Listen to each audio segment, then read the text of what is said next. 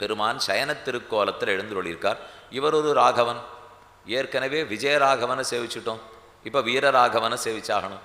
ராகவன்னா ரகுகுலத்தில் பிறந்தபடியால் ராகவன், ராமனைத்தான் ராகவன்னு சொல்லுவா. விஜயராகவன்னா வெற்றி பெற்று கொண்டே இருக்கும் ராகவன்.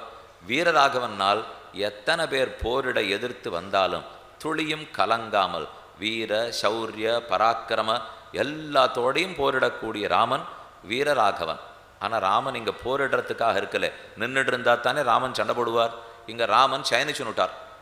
ராமன் சயனிச்சுட்டு இருக்காரா? கேள்விப்பட்டதுலேயே வில்லு வாழெல்லாம் பிடிச்சி நின்றுட்டு இருப்பாரேனால் இங்கே யுத்தமெல்லாம் முடிஞ்சு போச்சு. ரொம்ப ஆச்சரியமான சன்னிவேஷம். ரொம்ப சாந்தமாக திருப்தியாக ராகவ பெருமாள் சயனிச்சுட்டு இருக்கார்.